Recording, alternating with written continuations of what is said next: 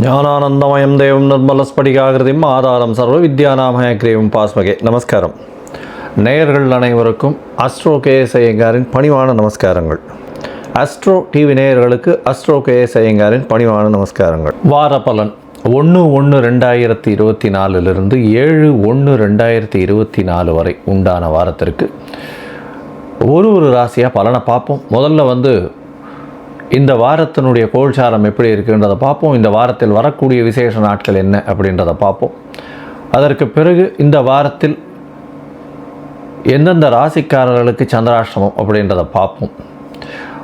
முதல்ல வாரத்தினுடைய கோல்சாரம் என்ன அப்படின்றத பார்ப்போம். காலபுருஷ தத்துவத்தின் முதல் ராசியான மேஷ ராசியில் குரு பகவான், கன்னியில் கேது பகவானும், விருச்சிகத்தில் சுக்கிரனும் புதனும் இருக்கா, தனுசுல சூரியனும் செவ்வாயும், கும்பத்தில் சனி பகவான், மீனத்தில் ராகு பகவான்.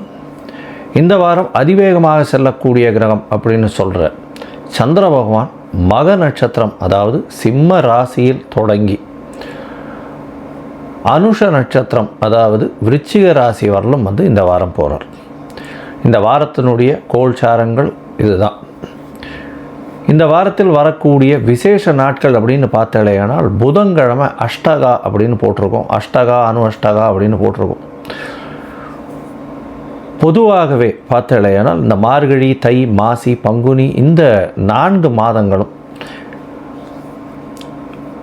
தேய்பிறை 8ஆம் நாள் 7, 8, 9 இந்த 3 நாட்களும், அதாவது சப்தமி, அஷ்டமி, நவமி அப்படின்ற இந்த 3 நாட்களில் 8ஆம் நாளான அஷ்டமி அன்னைக்கு அஷ்டகா அப்படின்னு போட்டிருப்பா. அன்றைக்கி ஸ்ரார்த்தம் பண்ணணும். அதாவது வீட்டில் இருக்கக்கூடிய பெரியவாளுக்கு, அதாவது பெற்றோர்கள் இல்லாதவர்கள் திதி கொடுக்கக்கூடிய நாட்களாக சொல்லப்படுகிறது. ஏன்னா எங்கேயாவது அவங்க மிஸ் பண்ணிட்டாங்க அப்படின்னா, அதாவது ஏதாவது ஒரு இதுவில் விட்டுட்டாங்க அப்படின்னா அந்த அஷ்டகா அனுஷ்டகாவில் பண்ணுறது வழக்கம் அப்படின்றத போட்டிருக்கும்.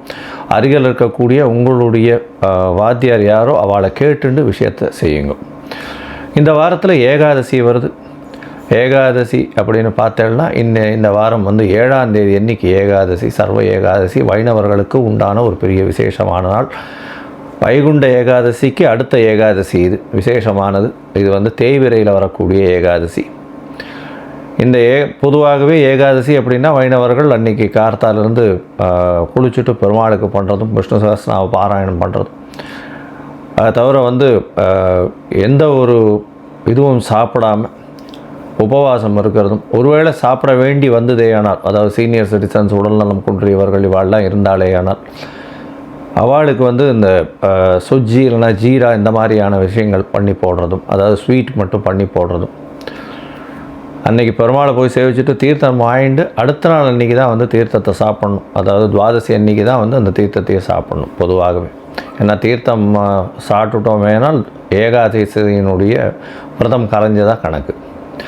பொதுவாகவே ஏகாதசி அன்னைக்கு பார்த்தாலேயானால் முழுக்க உபவாசம் இருக்கிறது ரொம்ப விசேஷம். சீனியர் சிட்டிசன்ஸு, அதை தவிர ப்ரெக்னென்ட் உமன்ஸ் இவாள்லாம் இருக்கக்கூடிய விஷயங்களாக இருக்காது. உடல்நிலை கருதி சில அவர்களெல்லாம் சின்ன குழந்தைகள் இவாளுக்கெல்லாம் எக்ஸம்ஷன்ஸ் இருக்கும்.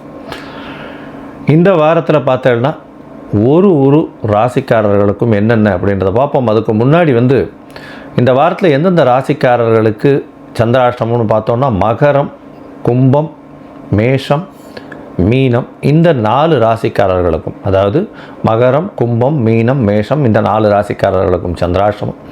சந்திராஷ்டமம்னா உங்களுடைய ராசிக்கு 8ஆம் இடத்தில் சந்திர பகவான் மறையக்கூடிய காலத்தை சந்திராஷ்டமம்னு சொல்கிறோம். இந்த காலகட்டத்தில் புதிய முயற்சி வேண்டாம், வெளியூர் வெளிமாநில பிரயாணம் வேண்டாம்னு சொல்கிறோம். ஒருவேளை பண்ண வேண்டிய கட்டாயம் இருந்ததேனால் சந்திர பகவானுக்கு உண்டான எளிய பரிகாரம்னு சொல்லக்கூடிய ஒரு 1/2 டம்ளர் பசும்பால் அருகில் இருக்கக்கூடிய கோவிலில் அபிஷேகத்துக்கு திருமஞ்சனத்துக்கும் கொடுத்துட்டு போகிறது ரொம்பவும் விசேஷம் அப்படின்றத சொல்கிறேன். அதன் மூலியமாக சந்திராஷ்டமத்தின் தாக்கம் குறையும். ஏன்னா சந்திராஷ்டமம் இருக்கும்பொழுது தடங்கள் அதிகமாக வரும், அதனால் பண்ண வேண்டாம்னு சொல்கிறோம். சரி, இந்த வாரம் மேஷம் முதல் மீனம் வரை ஒரு ராசியாக 1/1/2024 7/1/2024 வரை உண்டான பலன்கள் என்ன அப்படின்றத பார்க்கலாம். துலாம். சித்திரை, சுவாதி, விசாகம் இந்த 3 நட்சத்திரம் 9 பாதங்களை கொண்ட ராசி. ராசியின் அதிபதி அப்படின்னு சொல்லக்கூடிய சுக்கிர பகவான். சுக்கிர பகவான் உங்களுடைய ராசிக்கு 2ஆம் இடத்துல இருக்கார். புதனோடு சேர்ந்து 12ஆம் அதிபதியோடு சேர்ந்து இருக்கார். சிறு சிறு செலவுகள் வரக்கூடிய காலகட்டம். உங்களுடைய ராசியை குரு பகவான் பார்க்கறதுனால கண்டிப்பாக திருமண யோகம் உண்டு.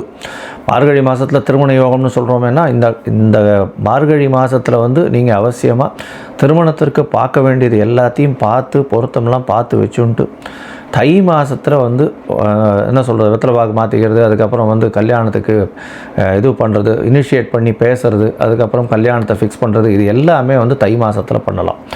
உங்களுடைய ராசிக்கு பார்த்தலையானால் குரு பகவான் பார்வை இருக்கிறதுனால உடல் நலத்தில் நல்ல ஏற்றம் இருக்கும். துலா ராசிக்காரர்களுக்கெல்லாம் பெரிய ஏற்றமான காலம். ஏன்னா 5ஆம் இடத்துல சனி பகவான்.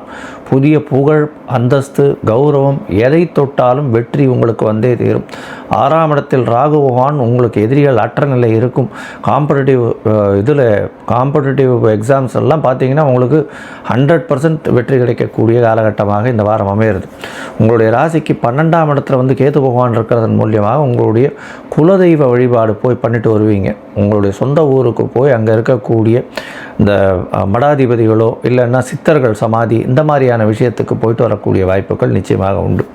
இந்த வாரம் பார்த்தோம்னா உங்களுடைய ராசிக்கு 10ஆம் அதிபதினு சொல்லக்கூடிய சந்திர பகவான் 1/1/2024 7/1/2024 வரை உண்டான வாரத்தில் 2ஆம் தேதி சாயந்தரம் வரலும் உங்களுடைய ராசிக்கு 11ஆம் இடத்துல இருக்கார். 11ஆம் இடத்துல சந்திரனோ சூரியனோ ராசிநாதனோ இருந்தால் நினைத்த காரியங்கள் அனைத்தும் வெற்றிகரமாக முடியக்கூடிய காலகட்டமாக இந்த வாரம் அமைகிறது. அதுவும் வந்து சனி பகவானும் சந்திர பகவானும் ஒருவருக்கொருவர் நேராக பார்த்து கொண்டதுனால புணர்ப்பு யோகம், புணர்ப்பு தோஷம்னு சொல்லுவாள். புணர்ப்பு யோகமாகவே இந்த வாட்டி இருக்கும். ஏன்னா 11ஆம் இடத்துல இருக்கக்கூடிய சந்திரனை சனி பகவான் 5ஆம் இடத்துலேருந்து பார்க்குறது பெரிய விசேஷம். உங்களுக்கு புதிய பதவி புகழ் அந்தஸ்து வரும். அதன் மூலியமாக புதிய வருமானம் வரக்கூடிய வாய்ப்புகள் நிச்சயமாக உண்டு. எல்லாம் நினைத்த காரியங்கள் வெற்றி பெறக்கூடிய காலகட்டமாக இந்த வாரம் அமையிறது. உங்களுடைய ராசிக்கு பார்த்தோன்னா 12ஆம் இடத்துக்கு கேதுவோட சம்பந்தத்தில் சந்திர பகவான் வரார். எப்போ அப்படின்னா 5ஆம் தேதியிலிருந்து, அதாவது உங்களுடைய ராசிக்கு 2ஆம் தேதி சாயந்தரத்திலிருந்து 5ஆம் தேதி காலை ஒரு 5 மணி 4:45 வரலும் இருக்கார். இந்த காலகட்டத்தில் 12ஆம் இடத்துல 10ஆம் அதிபதி இருக்கிறதுனாலையும் கேதுவோட சம்பந்தப்படுறதுனாலையும் தொழில் செய்பவர்கள், சொந்த தொழில் செய்பவர்களுக்கு சிறு சிறு செலவுகள் இருக்கக்கூடிய காலகட்டமாக இருக்கும் தொழில் மூலியமாக. அதனால் கொஞ்சம் தொழிலில் வந்து கொஞ்சம் ஜாகிரதையாக இருக்கும். பார்ட்னர்ஷிப் தொழிலில் நல்ல ஒரு ஏற்றம் இருக்கக்கூடிய காலகட்டம். உங்களுடைய ராசிக்கு பார்த்தோன்னா ராசியிலேயே வந்து சந்திர பகவான் வர 5ஆம் தேதி காலை ஒரு 4:30 மணிலேருந்து 7ஆம் தேதி மதியம் ஒரு 1:30 மணி வரலும் இருக்கார். இந்த காலகட்டத்தில் பார்த்தேனால் உங்களுக்கு குரு சந்திர யோகம் அமையிறது. தொழிலில் பெரிய மேன்மை, தொழிலில் இன்வெஸ்ட்மெண்ட் பெரிய ஏற்றத்தை கொடுக்கக்கூடிய காலகட்டம். எதை தொட்டாலும் வெற்றி பெறக்கூடிய காலகட்டமாக இந்த வாரம் அமையிறது. இந்த வாரத்தில் பார்த்தோன்னா உங்களுடைய ராசிக்கு 10ஆம் அதிபதியான சந்திர பகவான் ராசிக்கு 2ஆம் இடத்துல ராசிநாதனோடு சேர்ந்து இருக்கிறது பெரிய விசேஷம். அது வந்து 7ஆம் தேதி மத்தியானத்திலிருந்து உங்களுக்கு வந்து 9ஆம் தேதி வரலும் இருக்கார். இந்த காலகட்டத்தில் பார்த்தேனால் எல்லா விதமான வெற்றிகளும் வரும். தொழிலில் அபரிமிதமான வெற்றி, பெரிய ஏற்றம் கிடைக்கும். படிக்கக்கூடிய மாணவர்களுக்கு நல்ல ஒரு ஏற்றம் கிடைக்கக்கூடிய வாரம். எதை தொட்டாலும் வெற்றி கிடைக்கக்கூடிய காலகட்டமாக இந்த வாரம் அமைய போகிறது.